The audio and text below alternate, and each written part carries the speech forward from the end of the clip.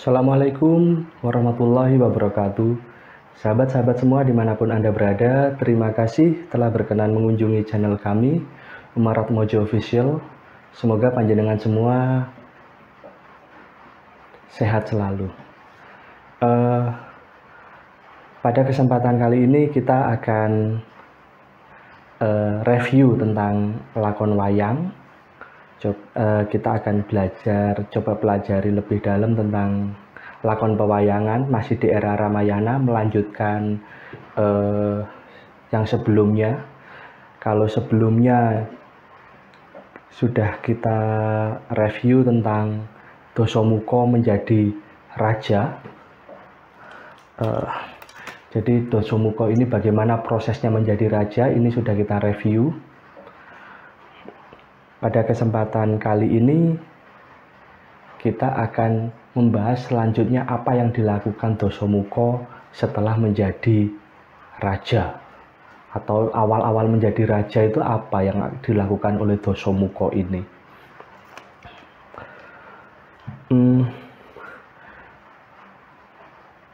Pada kala itu Ngalengka memang negara besar, tapi bukan istilahnya top of the top. Jadi dari berbagai negara dalam suatu zaman pasti ada negara yang bisa dikatakan negara nomor satu. Misalnya pada era Mahabharata, di situ ada negara besar Mandura, Ngastina, dan Wirata. Ada juga Prenggondani dan sebagainya. Namun dari semua itu yang paling digdaya adalah Ngastina. Terus di era misalnya zaman Prabu Parikesit, ya Ngastina, walaupun di situ ada Hima Imantaka, terus Dwarawati juga ada, Mandura juga ada. Tapi Ngastina kala itu menjadi negara yang nomor satu. Jadi negara besar itu dalam dunia pewayangan itu karena ada dua faktor. Salah satunya begini. Yang pertama adalah besar secara luasnya dan kekuatan militernya. Yang kedua, negara itu mungkin tidak sebesar negara yang kekuatan militernya tinggi, namun dia diakui sebagai negara sepuh atau negara yang memiliki legitimasi untuk menetapkan suatu sah tidaknya pergantian kepemimpinan dan legitimasi lainnya di negara yang lain. Misalnya di zaman Mahabharata itu adalah Wirata. Prabu Matswapati itu dinyatakan sebagai wakilnya Bathara Indra yang apabila ada pergantian raja, jika tidak dikepyake, istilahnya tidak disahkan oleh Prabu Matswapati, kedaulatan negara itu atau raja itu belum tentu yang lain bisa menerima atau mengakui gitu. Nah, kembali ke zaman Ramayana, khususnya di era itu, negara besar ada 3, yaitu Ngalengka, Lokapala, dan Maespati. Ngalengka, Lokapala, dan Maespati, ada 3 itu. Sebenarnya negaranya ada banyak juga, ada Mantili, ada Binggala, terus ada Magoda, terus Guwawindu juga, macam-macam, banyak negara. Ayodhya juga. Namun dari semua itu yang paling yang bisa dikatakan sebagai negara besar ada 3. Ngalengka, Lokapala, dan Maespati. Dari 3 itu yang paling unggul, paling menonjol adalah Maespati kala itu, kala awal-awal Dasamuka jadi raja. Mengapa? Gini, entah itu suatu kebenaran yang diterima mutlak oleh umum di dunia pewayangan atau bukan, saya kurang begitu paham. Namun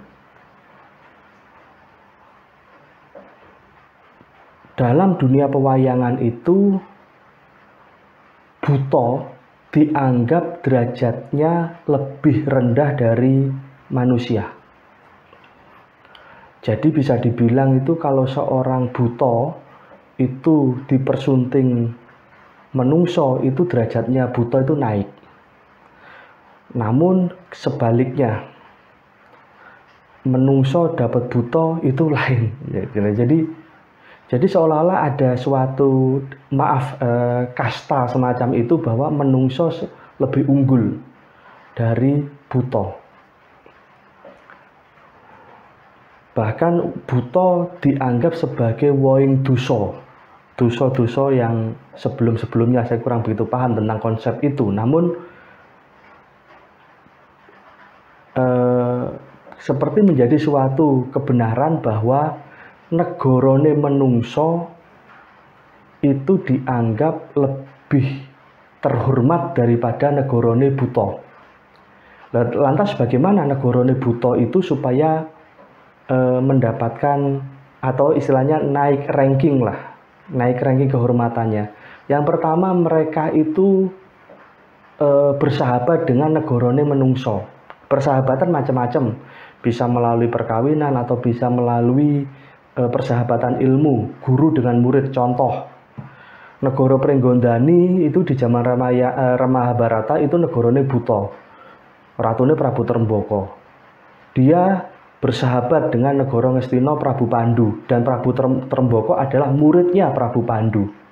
Jadi karena kedekatannya Prabu Trembaka dengan Prabu Pandu, maka pamornya, istilahnya martabatnya negara Pringgondani terangkat seperti itu. Terus negara-negara yang menjadi wadyabalane buta itu untuk menaikkan pamornya juga bisa aja pinginnya menaklukkan negara yang lain. Misalnya kayak Trajutrisna, Prabu Bumantara mau bedah Dwarawati, seperti itu. Terus ada juga cara lain, yaitu melalui Ratu Buta itu berusaha untuk menaklukkan atau mendapatkan istri widodari kayangan. Maka banyak Ratu Buta munggah ke kayangan untuk mempersunting widodari. Misalnya di era zaman Ramayana itu ada Ratu Guwa Kiskendha, Prabu Maesasura ingin mempersunting Betari Tara. Itu terus di era Mahabharata ada Prabu Niwata Kawaca ingin mempersunting Betari Supraba dan yang lain-lain. Walaupun endingnya bisa dikatakan gagal. Ratu Buta yang berhasil mempersunting widodari itu ya Dasamuka ini. Istrinya bernama Betari Tari. Nah, itu jadi negarane buta dianggap kalah martabat, kalah terhormat dengan negarane menungso. Nah, gitu. Mengapa di antara tiga negara tadi, Maespati, Ngalengka, dan Lukapala, kok Maespati lebih unggul? Iya, karena Maespati itu negarane menungso, bukan negarane buta. Lain dengan Lukapala. Lukapala isinya separuh, ada buta, ada menungso. Contoh, Begawan Wisrawa bapaknya Dasamuka itu menungso. Donopati menungso. Patih Banendra menungso. Tapi Brahmana Lukapala itu Begawan Wisnungkara buta. Senopatine Gohmuka, Goyaksa, Suragati, Simparawan itu buta. Ngalengka demikian juga. Prabu Sumali wujudnya buta. Dewi Sukesi dan Sukesa menungso. Walaupun Sukesa akhirnya kesotke gara-gara ya perilakunya yang salah pada saat Wedaring Aji Sastra Jendra Hayuningrat Pangruwating Biyu. Sukesa yang semula menungso menjadi buta. Itu. Ngalengka juga Gunawan Wibisana itu menungso. Tapi Kumbakarna, Sarpakanaka, Dasamuka ini buta. Jadi Ngalengka dan Lukapala itu negarane separuh isinya. Paron istilahnya, ada menungso, ada buta. Namun lain dengan Maespati. Maespati menungso kabeh. Dan keunggulan Maespati kala itu adalah Senopati ini itu pepedingan dan Maespati itu punya negara taklukan yang banyak gitu. Jadi Sentono Maespati itu dari sisi kanuragan, keprajuritan itu pengpengan unggul. Ya seperti misalnya yang memegang peradatan hukum, istilahnya kalau sekarang itu mungkin istilahnya jaksa lah atau penegak hukum Maespati. Itu orang yang terkenal jujur dan tidak bisa dimanipulasi. Kala itu peradatan hukum Maespati dipegang oleh Jomo Dagni atau Romo Bargowo. Walaupun itu nanti ada kisah lain Romo Bargowo sehingga dia kok melakukan pembunuhan massal terhadap para satrio. Itu nanti akan kita bahas di lain kesempatan. Terus Senopati Maespati juga pepedingan. Jadi hebat-hebat lah. Jadi dan secara keilmuan Brahmono Trah Maespati itu secara keilmuan kebrahmanan tinggi. Mengapa demikian? Karena banyak saudara raja yang menjadi Brahmana dan di dalam mereka mengasah ilmu kebrahmanannya itu melebihi yang lain. Sebagai contoh, Resi Gutomo itu masih ada hubungan saudara dengan Ratu Maespati. Berikutnya akan kita bahas lebih detail. Terus juga Begawan Wisanggeni. Nah, Wisanggeni itu ada, kalau di Mahabharata itu kan Wisanggeni itu anaknya Janaka, tapi di era Maespati ada yang nyebut Wisanggeni, ada yang nyebut Wrisanggeni, ada yang nyebut Wisanggeni. Nah, itu sama, itu bapaknya Romo Bargowo dan bapaknya Suryandagni. Begawan Wisanggeni adalah kakeknya Bambang Sumantri atau Patisuwanda gitu. Itu Brahmono hebat. Nah, singkat cerita, Maespati secara martabat kehormatan negara itu lebih unggul daripada negara-negara yang lain. Nah, sekarang Dasamuka sudah menjadi Raja Ngalengka. Iya, dia menjadi raja unggul. Namun jika dia berhenti di posisi ini, maka dia tidak akan terlihat lebih unggul dari kakeknya. Jadi Dasamuka itu tidak mau ada orang yang keunggulannya di atas dia. Dia tidak mau menjadi bayang-bayang siapapun atau minimal sama dengan yang lain. Dengan sebelum-sebelumnya dia tidak mau. Dia inginnya melampaui pencapaian leluhur-leluhurnya. Nah, sehingga di sini Dasamuka ingin Ngalengka itu menjadi negara yang lebih besar lagi. Nah, Dasamuka merasa bahwa selama ini ada sistem kasta, sehingga negarane menungso kayak Maespati dianggap lebih unggul, sementara negarane Yaksa martabatnya di bawahnya itu. Sehingga Dasamuka ini sangat membenci sistem kasta. Sehingga pada saat pemerintahnya Dasamuka, sistem kasta itu dihapus. Menungso maupun buta dianggap derajatnya sama. Dan siapapun itu mau menungso ataupun buta, selama dia bisa bermanfaat bagi Dasamuka, dia akan dianggap naik derajatnya. Sebagai contoh misalnya, Marica, Janggrisana itu gembong-gembongnya maling, gembong-gembongnya penjahat. Tapi bagi Dasamuka, dia keberadaannya sangat bermanfaat sehingga dia bisa cedak ratu. Namun walaupun itu menungso, bahkan saudaranya sendiri yang dianggap oleh Dasamuka itu menghalang-halangi niatnya, dianggap tidak bermanfaat, maka akan ditendang, akan diusir. Contoh Gunawan Wibisana. Itu di lakon berikutnya. Cuma maaf ini lompat. sebenarnya sekarang belum saatnya menceritakan tentang Gunawan Tundung atau Gunawan Wibisono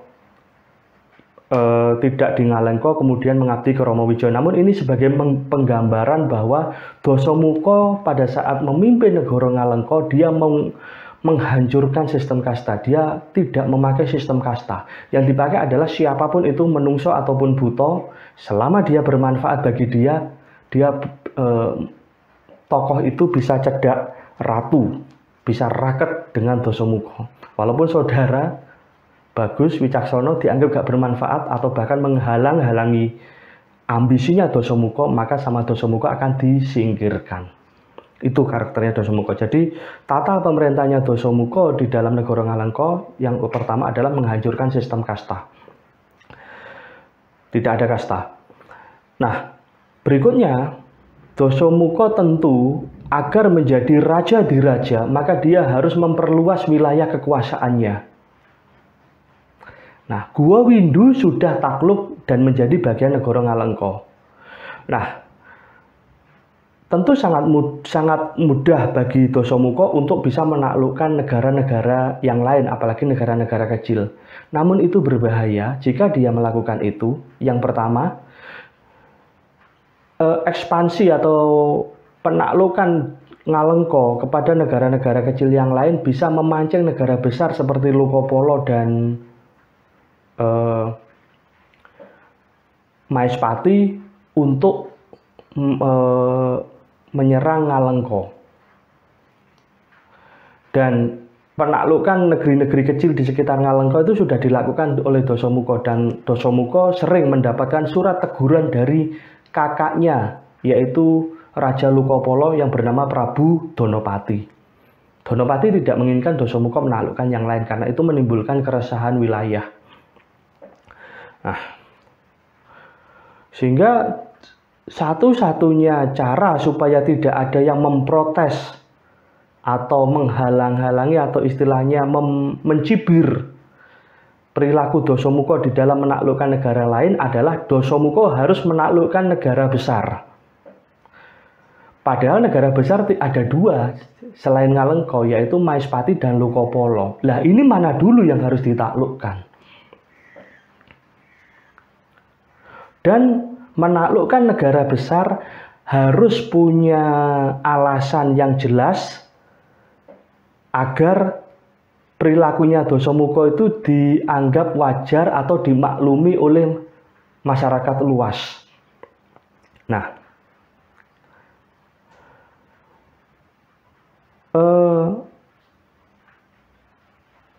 Dasamuka sebenarnya ingin menggempur Maespati dulu. Namun dia merasa bahwa jika dia maju dan memimpin pasukan, maka bisa dipastikan Dasamuka bisa kalah. Namun demikian jika dia memilih Lokopolo untuk digempur, Dasamuka juga jelas dia bisa kalah. Kenapa? Karena Prabu Donopati itu tidak bisa mati karena dia punya aji rawa rontek. Nah, di sini Dasamuka memerintahkan Kala Marica untuk istilahnya memata-matai atau mencari informasi bagaimana caranya bisa menaklukkan Maespati maupun Lokopolo. Dan dari pengembaraannya memata-matai itu, pada saat Marica itu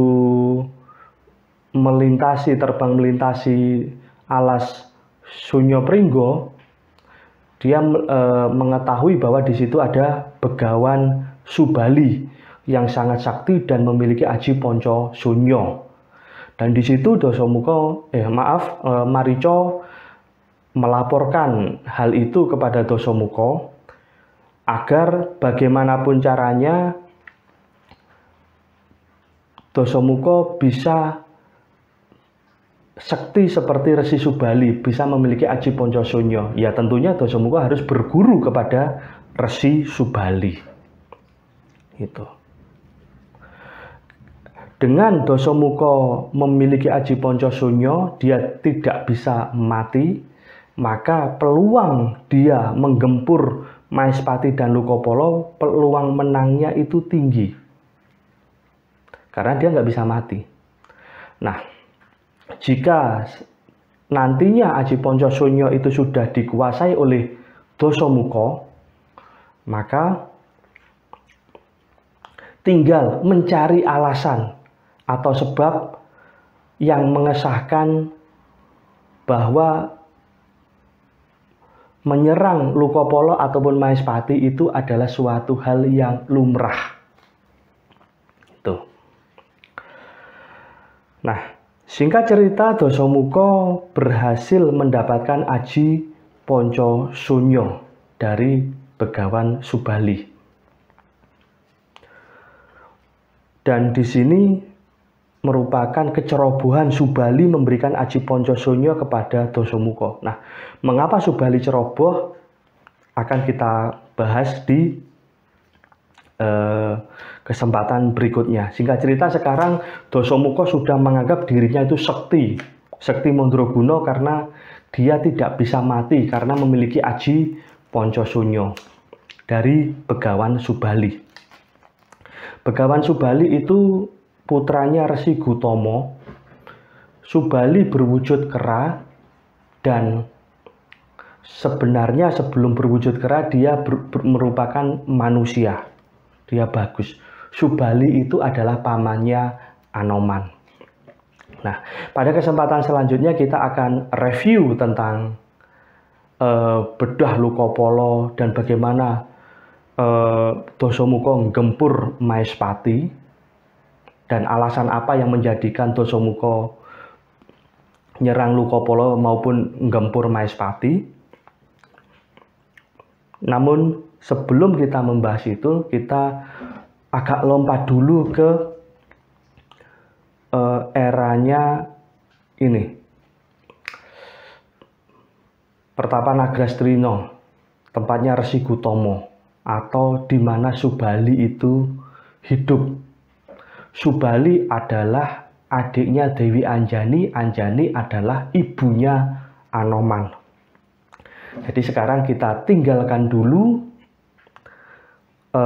Dasamuka. Singkat cerita, Dasamuka udah punya Aji Poncosonyo. Kita flashback, kita mundur ke belakang di lahirnya Anoman ini. Atau bagaimana Dewi Anjani, Guwarso yang tadinya menungso jadi kera. Nah, mengenai flashback ini kita akan flashback ke dua pertapan sebenarnya. Yang pertama adalah Pertapan Agrastina, yaitu tempatnya Resi Gutama, di mana di situ adalah tempatnya leluhurnya Anoman ini. Yang kedua nanti kita flashback ke belakang itu Pertapan Jati Srana, tempatnya Begawan Wisranggeni, karena di situ ada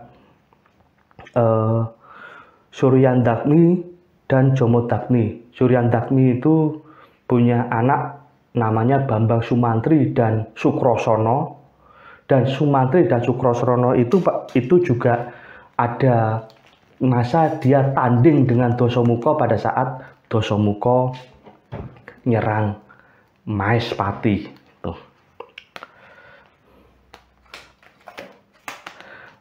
Sementara demikian yang bisa saya sampaikan pada kesempatan kali ini. Selanjutnya akan kita lanjutkan di episode yang lain, yaitu tentang Pertapan Agrastina. Saya mohon maaf apabila ada penyampaian yang kurang tepat atau menjadikan yang kurang berkenan. Saya mohon maaf yang sebesar-besarnya. Terima kasih. Wassalamualaikum warahmatullahi wabarakatuh.